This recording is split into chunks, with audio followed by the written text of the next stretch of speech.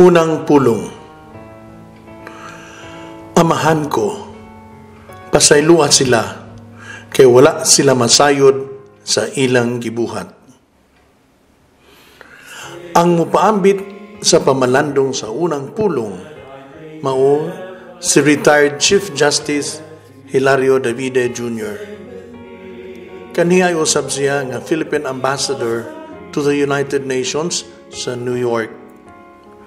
Aduna siya titulo nga Sir Knight sa Grand Cross of St. Sylvester. Kinatasan kini nga pasidungog gikan sa Santo Papa ngadto sa usa ka laiko.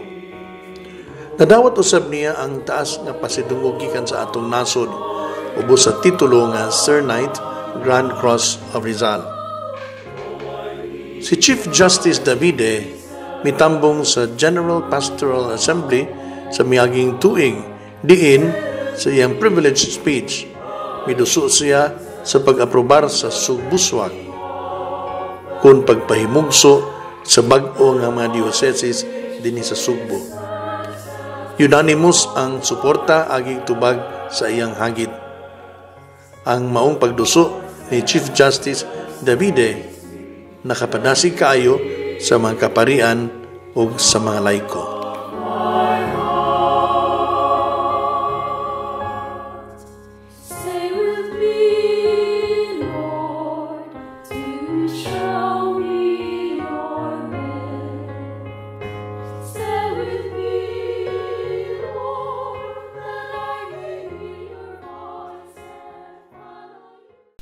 Amahan ko, pasaylua sila kay wala sila masayod sa ilang gibuhat. Father, forgive them, for they know not what they do. Tinutlo gikan sa Ebanghelyo ni San Lucas, Kapitulo 23, versikulo 34. Mao kini ang una sa 7 kapulong sa atong Ginoong Hesukristo. Diha nga nagbitay na siya sa krus, human gilansang ang iyang duha ka kamot ug duha ka tiil niya ng krus nga gipapasan pagaling kaniya. Nahitabo kini 2,024 years ago, or 1,596 years before the creation of the Diocese of Cebu. This diocese was established in 1595, or 429 years ago, and was elevated as Archdiocese in 1934. Her seat is this cathedral where we are now gathered together. Nasayo si Jesus nga kini ang moabot kaniya. Sumala si Ebanghelyo ni San Mateo. Misulti siya sa iyang mga kadisipulo. Ang anak sa tao itugyan ngadto sa mga pangulong pari ug sa mga batid sa balaod, ug hukman niya siya sa kamatayon, ug itugyan niya sa mga hentil, aron bugal-bugalan, latuson, ug ilansang sa krus, ug sa kailang adlaw pagabanhawon. Si kinsa man kini mga tao nga wala makaila sa ilang gibuhat, wala masayod sa ilang gibuhat, dili nato hikalimtan nga sumala sa Ebanghelyo ni San Mateo, gitawag ni Jesus ang iyang venerasyon nga evil and unfaithful generation, o usa ka kaliwatan nga dautan ug mananapaw. Sila ba mao si Poncio Pilato, si Caiphas, mga Parisiyo o mga eskribo ang nagsentensya kaniya sa kamatayon?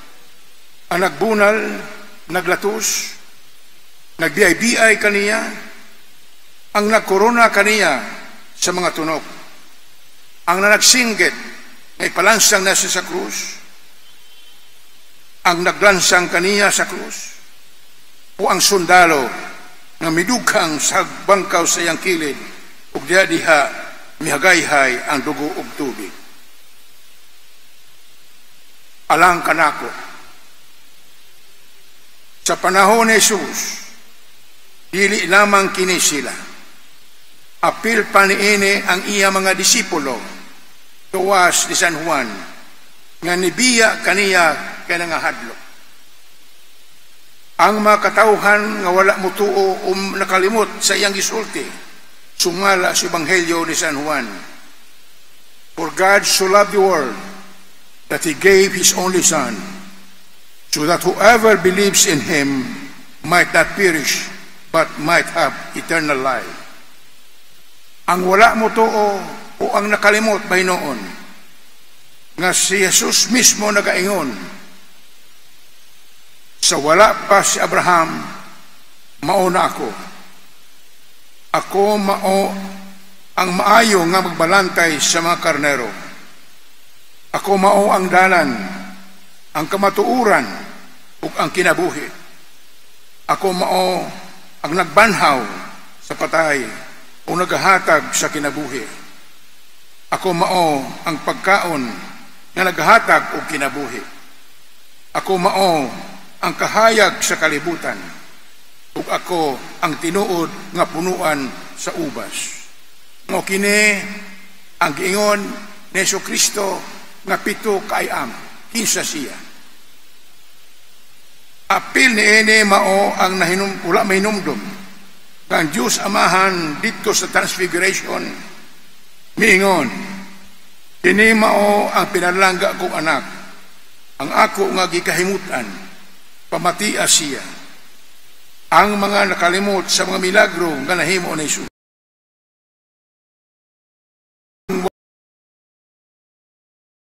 Jesus bahin sa virtudes, sa paghigugma, sa pagtuo, sa paglaom, sa pagkamaluluyon, sa pagpasaylo, sa pagbago, virtues of love, faith, hope, compassion, forgiveness, reconciliation, and renewal.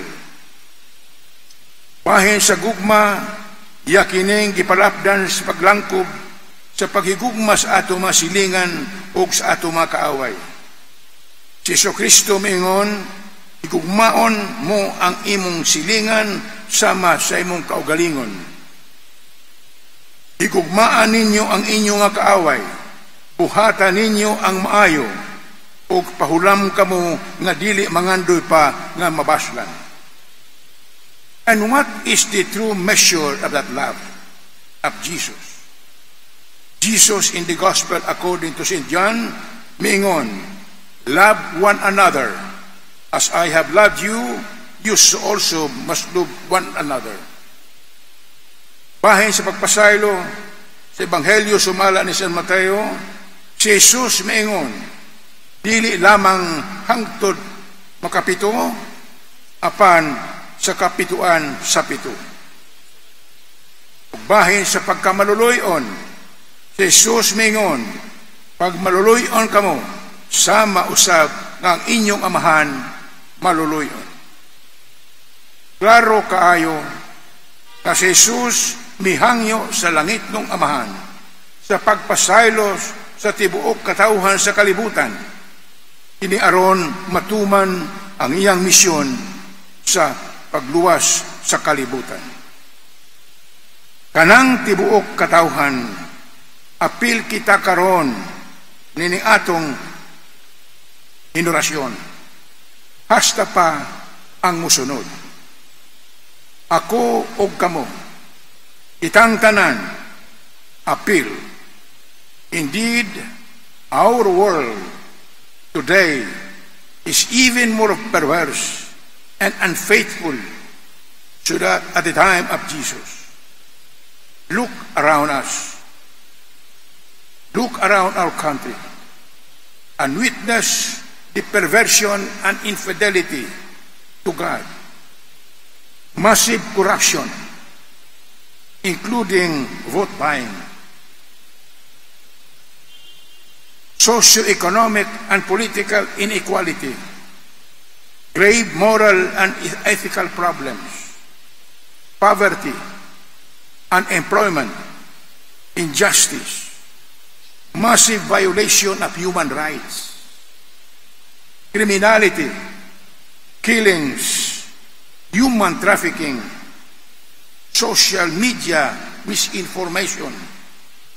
Ug daghan pa, apil pagaling ang kagubot tungod sa charter change. All these problems have been and are caused by men and women who profess to be Christians. I say then that we have more problems today than the generation of Jesus. Mas daghan ang makasasala karon kaysa panahon ni Jesus. All of us are sinners. You and I are. So I say, we are included in that profound prayer of Jesus. Amahan, pasaylua sila, kay wala sila masayod sa ilang gibuhat.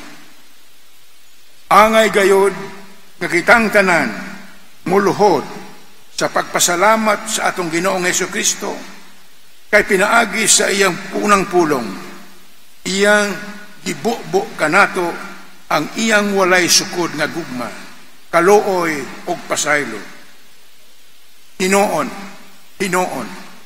ang atong pasalamat dili kumpleto, kung dili nato ubanan sa paghinulsol sa atong mga sala, pagpasaylo sa nakasala kanato, o sa pagbag-o sa atong kinabuhi. Ang atong paghatag sa pasaylo dili lamang makausab o makahatag og kalipay sa atong gipasaylo, kundili makalimpyo sa atong kasing-kasing. Forgiveness is the greatest fruit of love, and the first fruit of forgiveness is peace and joy. Ang atong paghatag og pasaylo maopod unya ang makapadasig sa atong gipasaylo sa pagpasaylo sa uban. Mao kini ang giingon ko nga multiplier effect sa pagpasaylo. Pagkaanindot unta sa atong pamilya, sa atong nasod, sa tibuok kalibutan, kung mapuno kini sa multiplier effect sa paghigugma o pagpasaylo. Mahimo ba nga mayon kita sa atong tupad karon, napasaylo ako? Mahimo? Ako mayon kaninyo, pasaylo ako. Truly, mao karon ang panahon sa pagbag-o, sa bag-o nga kinabuhi, when Jesus who prayed and once more showed to the whole world His most profound love, mercy, and compassion for all mankind. He wanted that love and forgiveness to reach all generations and all peoples. He is God of the living, not of the dead. He is the same yesterday, today, and tomorrow. Thus, He made a covenant of His presence for all peoples by making His body His church. Yang gihimo ay ang lawas na atong simbahan. In the Gospel according to St. Matthew, chapter 16, verses 18 to 19, after Simon Peter confessed that Jesus is the Messiah and the Son of the living God, mitubag si Jesus. Blessed are you, Simon, son of Jonah, for flesh and blood has not revealed this to you, but my heavenly Father. And so I say to you, you are Peter, and upon this rock I will build my church, and the gates of the netherworld shall not prevail against it. I will give you the keys to the kingdom of heaven. Whatever you bind on earth shall be bound in heaven, and whatever you loose on earth shall be loosed in heaven. It is a church of love, mercy, and forgiveness. And we know that Peter was succeeded by a long line of popes, with Pope Francis as the incumbent now. It is this church, too, that in the celebration of the Holy Eucharist, Jesus gives us His body, represented by the bread, and His blood, represented by the wine, which is the new and eternal covenant that will be poured out for us and for many for the forgiveness of sins. He tells us to do that in memory of Him. Ang atong Archdiocese of Cebu, parte niining simbahan.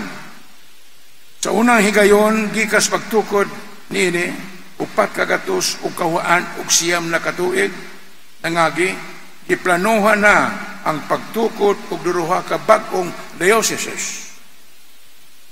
Nga mao ang Cebu North ug ang Cebu South.